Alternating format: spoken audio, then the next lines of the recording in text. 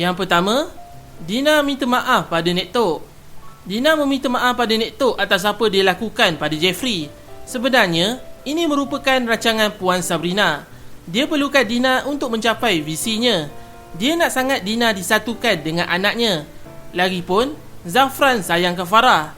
Hanya Dina saja harapan yang dia ada untuk menjauhkan Zafran dengan bekal isteri dan anak-anaknya. Oleh itu, langkah pertamanya adalah Dina perlu meminta maaf pada Nek Tok sebelum memasukkan jarum. Pada awalnya, Nek Tok sangat memarahi Dina, tapi hati dia jadi lembut semula selepas kata-kata Puan Sabrina keluar dari mulutnya. Yang kedua, Dina memasukkan jarum. Secara perlahan-lahan, Puan Sabrina dan Dina memujuk sebelum Dina memasukkan jarum. Dina mengatakan pada Nek Tok bahawa dia nak berkahwin dengan Jeffrey bukanlah semata-mata nakkan harta, sedangkan mama dengan papanya berharta orangnya. Sejahat-jahatnya, dia takkan kikis harta orang. Dia buat begitu supaya ada orang yang bertanggungjawab pada Farah. Jarum mula dimasukkan. Dina beritahu pada Nek Tok bahawa Riana ada niat jahat untuk masuk semula dalam keluarga ni, untuk merampas segala harta Nek Tok yang ada, dan Nek Tok sekeluarga akan merempat tepi jalan. Puan Sabrina menambahkan lagi ramuannya. Dia beritahu pada mama yang Riana akan buat apa saja untuk musnahkan keluarga ni. Tapi Nek Tok tidak sependapat dengan kata-kata menantunya. Dia fikir tak mungkin Riana boleh bertindak sebegitu. Sabrina yakinkan lagi, dengan adanya anak-anak, Riana akan gunakan mereka supaya Zafran tunduk pada kata-kata dia. Bukan Zafran saja, tapi suaminya dan Haris. Mereka semuanya sayangkan Riana, dan Ria akan jadi mem besar dalam rumah ni. Nasib Mama, Ina dan Dina akan jadi orang gaji. Puan Sri Latifah terfikirkan bagaimana nasib anaknya. Jeffrey dah jadi seperti pelarian. Polis sedang memburu dia. Nek Tok memarahi lagi Dina kerana gara-gara dia, anaknya bernasib malang. Puan Sabrina memberi idea pada mamanya untuk menyelesaikan masalah Jeffrey. Langkah pertama, mencari peguam yang terbaik untuk bela Jeffrey. Dia bukannya didapati bersalah, tapi polis sedang mencari dia untuk bantu siasatan. Kemudian, ajak Jeffrey bekerja dalam syarikat Abang Jaafar, dan setiap bahagian pemilik syarikat diberi sedikit padanya. Nek Tok tak berkata apa. Dia seperti termakan kata-kata menantunya. Puan Sabrina sanggup memberi share asalkan Dina tinggal dalam rumah tu. Demi Farah yang satu-satunya darah daging Jeffrey yang dia sayang, Puan Sri Latifah bersetuju dengan rancangan menantunya. Yang ketiga, rancangan pisahkan Zafran dan Riana. Puan Sabrina betul-betul menyampah dengan Riana dan anak-anaknya. Kalau ikutkan hati, dia nak colik budak tu dah campak dalam gaung. Dina merasakan idea Mami menarik. Mami berkata balik dengan perasaan marah bahawa takkan dia nak campak budak tu dalam gaung. Pergi ke tali gantung nanti. Idea colik menarik perhatian Dina. Rancangannya adalah colik anak Riana dan Ugut. Kalau anaknya tidak mahu diapa-apakan, bawa mereka jauh daripada Zafran. Puan Sabrina suka dengan cadangan Dina, tapi dia tiba-tiba rasa gementar. Kalau Riana buat laporan polis, macam mana? Dia akan bawa budak cacat tu dengan sukarela. Lepas itu, bolehlah Ugut. Tak akan siapa yang perasan. Nek Tok pening dengan idea menantunya. Takkanlah tak ada yang perasan. Lebih-lebih lagi Zaf. Ingat Zafran nak biarkan anak dia diapa-apakan. Akhirnya menggunakan idea Nek Tok juga. Pujuk anak Riana datang dan tolak dalam longkang. Longkang dekat rumahnya cukup dalam. Kalau jatuh, silap-silap boleh mati atau cedera dan dia akan trauma. Gunakan Farah supaya mangsa masuk perangkap. Di saat itu, Riana akan bertambah benci pada Zafran. Dina bertanya, Farah nak buat ke? Nek Tok memarahi Dina dan berkata bodoh. Farah hanya jadi objek supaya cinta datang dekat dengannya. Dan kalau dia jatuh, katalah Farah tertolak masa main dengan dia. Itu pun Dina tak faham apa yang Nek Tok maksudkan. Dina takut-takut bertanya, siapa yang akan tolak? Nek Tok menyuruh Dina ataupun menantunya. Dina risau kalau anaknya mengadu. Jadi, apa yang perlu Dina lakukan adalah lakonan supaya buat-buatlah tak sengaja menolak anak Riana, atau kata lain, pusing cerita. Puan Sabrina kelihatan gembira dan dia tak sabar nak kenakan cucunya. Yang keempat, Zafran tidak akan terpedaya. Zafran baru pulang dari kerja. Puan Sabrina menyuruh Dina masukkan jarum pada anaknya. Kalau plan menjadi, Dina juga senang di kemudian hari. Maminya tahu Dina masih sayangkan Zafran. Dengan ceria Dina berjumpa dengan Zaf. Zafran agak terkejut. Sekian lama menghilang, tiba-tiba boleh muncul semula. Zafran nak naik ke atas, tapi Dina menahan. Dia minta maaf atas sikap dan kata-katanya pada Zaf semasa mereka berdua bertekak di London. Dia berjanji perkara begitu tidak akan berulang lagi. Zafran harap sangat Dina tidak mengulangi kesilapannya. Dan kalau dia buat hal lagi, rasanya Dina tahu apa yang Zafran mampu buat. Zaf benci perempuan yang tidak tahu menjaga maruah diri. Dina beritahu yang Mami ada tunjuk gambar cinta dengan adik dia. Dia puji anak-anak Zafran comel sangat. Dina cuba mengambil hati Zafran. Bukan mudah Zafran nak percaya dengan kata-kata Dina. Dia tahu perempuan itu sedang berbohong. Zaf teringat ketika Dina pernah berbohong untuk kenakan Rihanna. Dia tahu yang maminya takkan ambil gambar anak-anaknya. Dia tak suka cucu-cucu dia. Tak berhasil Dina untuk cucuk jarum. Kena marah lagi adalah. Zafran takkan terima Dina, dan dalam hatinya hanya pada Ria saja. Dia pun tak kisah kalau dah ditakdirkan tidak bersama Rihanna. Dia lebih rela hidup sendiri sampai akhir nyawa. Dina tidak puas hati. Apa hebatnya Rihanna dan apa kurangnya dia? Ini merupakan soal hati, dan hati Zafran hanya pada Rihanna dan anak-anak. Yang kelima, Mami pula masuk jarum pada Zafran. Puan Sabrina memulakan lakonannya. Ketika Zafran dan Dina berbual, maminya datang. Dia beritahu pada anaknya bahawa dia tak sepatutnya buat begitu pada Cinta dan Azin. Dia berjanji kalau Cinta dan Azin datang lagi, dia akan melayan cucunya dengan baik. Kalau cucunya ada buat salah, dia akan tegur. Teringat kembali ketika dia tergamak memarahi serta memukul Cinta dan Azin. Kata-kata Puan Sabrina penuh penipuan. Zafran tak percaya kata-kata maminya. Dia rasa macam ada yang tak kena. Dia pun dah beritahu pada maminya yang anak-anaknya takkan datang lagi ke rumah. Kalau nak bawa pun, Rihanna tak akan bagi. Terutama sekali Cinta. Dia masih trauma dengan apa yang mami lakukan. Puan Sabrina terus menunjukkan perasaan sedihnya depan anaknya. Dia berkata yang dia dah menyesal dah banyak buat dosa pada cucunya. Sedih hatinya bila anak-anak Zafran dah tak datang lagi ke rumah. Dia teringin nak cium Cinta dan Azin. Puan Sabrina mengelapkan air matanya dan berlalu dari situ. Dina berkata dari tadi mami menangis teringatkan cucunya. Dia menyesal apa yang dia dah buat pada anak-anak Zaf. Tak salah Zaf bagi dia peluang untuk bersama dengan cucunya. Tak dapat jumpa dekat rumah, jumpa dekat luar pun jadilah. Zafran hanya diam saja dan dia terus naik ke atas dengan wajah sebersalah. Puan Sabrina mengangkat kening pada Dina dengan muka ceria. Apa pun yang terjadi, dia nak pastikan budak cacat itu tidak mengganggu hidupnya lagi. Yang keenam, masuk perangkap. Puan Sabrina merayu pada Zafran supaya dia dapat berjumpa dengan Cinta. Puas juga dia memujuk anaknya. Matanya bengkak gara-gara nak meyakinkan Zafran. Dia berkata yang dia menyesal burukkan Zaf pada Cinta dan dia mahu jelaskan perkara sebenar pada cucunya.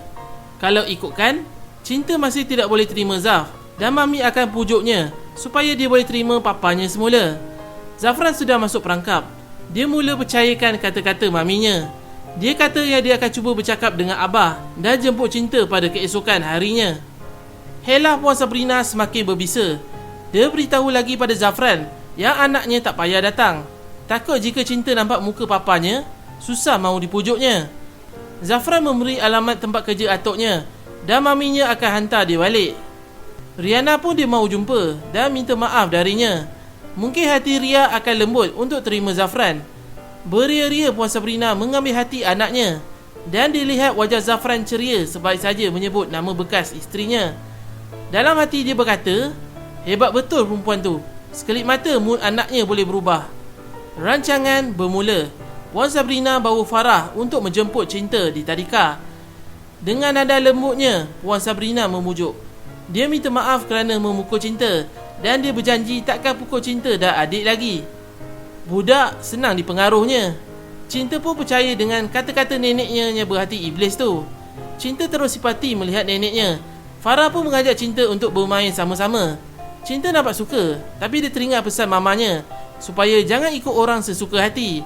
Dan dia bertanya, atuk mana? Puan Sabrina naik darah melihat kerenah budak cacat tu, tapi dia tetap bersabar. Dia berbohong pada Cinta dan berkata yang dia dah bercakap dengan atuk untuk menjemput Cinta. Cinta tetap berkeras hati dan dia mahu bercakap dengan atuk. Neneknya bagi alasan bahawa bateri telefonnya habis. Bila dah sampai rumah, dia akan cas telefon dan Cinta boleh bercakap dengan atuk. Ditambah lagi keyakinan pada Cinta untuk ikutnya balik. Dia beritahu yang dia dah belikan banyak mainan untuk Cinta dan Farah bermain. Cinta nampak teruja. Sebenarnya, Farah ikhlas nak berkawan dengan Cinta, tapi dia menjadi mangsa keadaan dengan rancangan mereka. Farah memimpin tangan Cinta. Sebelum balik, Puan Sabrina berjumpa dengan cikgu untuk minta izin bawa Cinta pulang. Rancangannya makin mudah bila Zafran sudah menghubungi gurunya, memberitahu pasal diri dia. Zafran sudah mendapat kebenaran dari Pak Nordin. Itu sebab segala rancangan berjalan dengan lancar. Tak sabar dia nak gayang budak cacat tu. Yang ketujuh, mulakan rancangan. Sebaik saja sampai di rumah, mereka bertembung dengan Dina. Bermulalah rancangan jahat Dina, Puan Sabrina dan Nek Tok. Puan Sabrina bertanya, di mana Satri? Dina telah menjalankan tugasnya dan menyuruh Satri keluar membeli barang supaya dia tak jadi penghalang untuk jalankan rancangan. Farah mahu bermain dengan Cinta, tapi Dina menghalang. Dina memanggil Farah dan menakut-nakutkan anaknya. Dia berkata, jangan dekat dengan dia, nanti Farah pula tak ada kaki. Farah terus menangis dan terus berlari ke atas. Nek Tok pula munculkan diri. Dia melihat Cinta dengan perasaan benci. Cinta nampak takut. Dia memandang muka mereka seorang demi seorang. Dia seperti mahu menangis dan dia berkata yang dia nak balik. Apa lagi? Bermulalah maki hamun dari mereka bertiga. Puan Sabrina menunjal kepala Cinta sampai dia tergerak ke belakang. Lepas itu, dia menarik telinga Cinta. Meraung dia menahan kesakitan. Puan Sabrina meluahkan segala rasa bencinya. Dia ada-adakan cerita dan berkata yang papa dia bencikan dia. Dalam tangisnya, Cinta berkata bahawa ada orang yang masih sayangkan dia, iaitu Mama, Atuk, Azin, Ayazul, Mak Long dan Mak Su. Dina naik angin. Cinta tak berhenti menangis, lalu menampar pipi Cinta. Tersedu-sedu Cinta menangis. Tanpa buang masa, mereka bertiga teruskan dengan rancangan. Puan Sabrina menarik tangan Cinta tanpa peduli nasib cucunya. Kaki Cinta terhencut-hencut mengikut neneknya. Begitu angkuh dirinya sampai dia lupa Tuhan itu wujud. Yang ke-8, Jeffrey naik gila. Malapetaka berlaku. Ketika Puan Sabrina nak keluar, Jeffrey muncul di depan pintu. Dia memegang barang yang berbungkus dengan surat khabar. Terkejut mereka semua, terutama Dina. Mukanya pucat. Dia cuba lari ke tingkat atas, namun Jeffrey terus menarik tangannya. Dia luahkan segala perasaan geramnya dan dia menampar Dina dengan sekuatnya. Dina tersungkur ke lantai. Nek Tok berkata pada Jeffrey supaya selesaikan perkara dengan bawa berbincang, tapi anaknya tak peduli kata-kata mamanya. Bagi Jeff, hidupnya dah musnah. Dia nak Dina mati di tangannya. Dia terus mengeluarkan parang yang dibalut dengan kertas surat khabar tadi. Dina jadi takut. Dia segera berlari ke tingkat atas. Jeffrey terus mengejarnya. Nek Tok menyuruh menantunya bawa Cinta masuk ke bilik Satri. Cinta masih menangis dan menyebut mamanya. Nek Tok naik ke atas dan marahkan Jeffrey, jangan buat kerja gila. Selepas itu, Puan Sabrina mendengar mamanya menjerit minta tolong. Jeffrey semakin hilang kawalan dan dia akan bunuh Dina. Puan Sabrina jadi takut nak naik ke atas dan dia menyuruh Cinta duduk diam-diam. Dia beranikan diri untuk melihat apa yang berlaku. Dalam keadaan yang cemas itu, ada sebuah kereta masuk ke pekarangan rumah. Puan Sabrina segera keluar dan dia melihat Haris dan mamanya balik. Dia minta pertolongan. Farah menjerit-jerit turun ke bawah. Dia takut melihat banyak darah berlumuran di tingkat atas. Haris dengan kaki terhencut-hencut terus naik ke tingkat atas. Puan Sabrina menyuruh Farah duduk dalam bilik Asatri dan kemudian dia menelefon polis. Haris masuk ke bilik dan dia terkejut. Dina sudah bermandi dengan darah. Datuk Seri Razia yang baru sampai turut terkejut melihatnya. Muka Dina dikelar dan kedua-dua belah kakinya berdarah-darah gara-gara ditetak. Dia nampak tenat. Haris berhadapan dengan Pak Su. Dia berkata, apa Pak Su buat ni? Pak Su dah gila ke? Jeffrey menjawab, memang aku dah gila. Aku nak bunuh dia. Betina jahat macam ni tak patut ada dekat dunia ni. Haris terfikir apa yang Pak Su-nya dapat kalau dia membunuh Dina.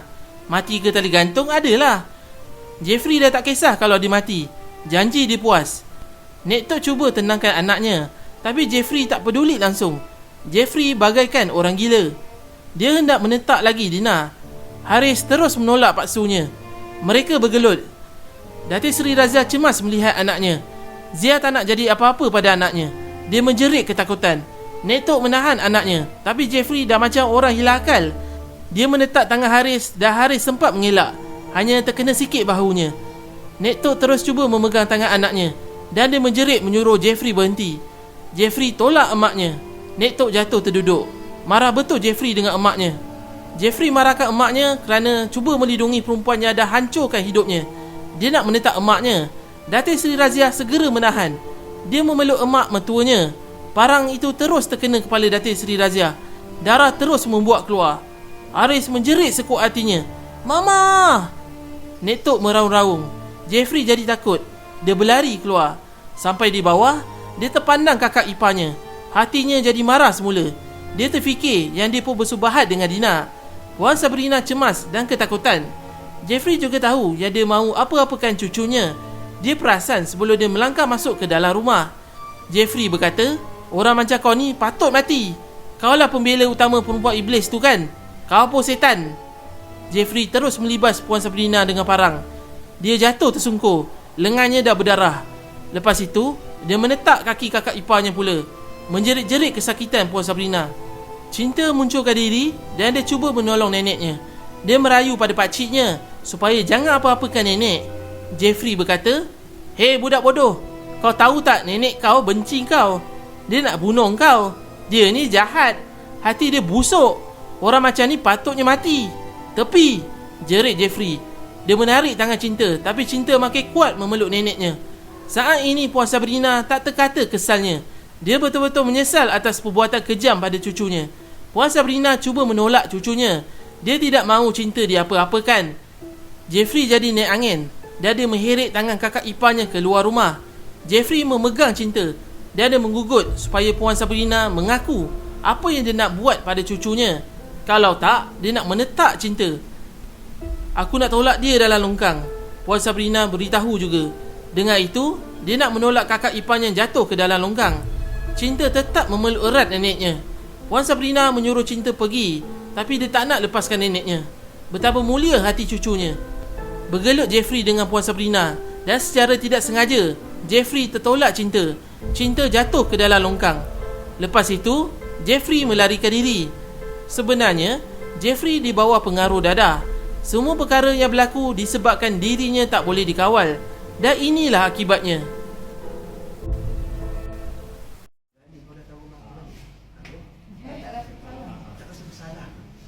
Ni terkejut ni, kau nak tembak orang ni, tiba-tiba pula ni turning point lah. Ya? Twist. Mak kepek. Dia lagi. Setan kau! Ya Allah, Jeff, jangan buat macam tu. Mama suruh dia datang. Kita kan boleh bincang baik-baik, nak. Jeff, tak ada siapa boleh hancurkan hidup kau. Main. Carilah Mama janji dengan kau, Jeff. Main kat situ lah. Mama sayang kau, nak. Mama, hidup Jeff dah hancur tu tak pasal bercina ni. Jeff nak dia mati, Ma. Jeff nak dia mati, Jeff nak bunuh dia. Ingat Tuhan, Jeff. Ingat Allah. Mengucaplah, mengucap. Tak dulu. Dia keluarkan parang. Parang terus Dina lagi. Dia pun kejar. Wajah Dina selepas ditetak, tapi tetap tidak mati ya.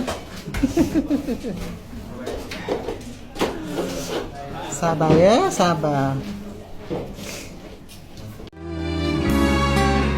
Jangan diucap selamat tinggal cinta.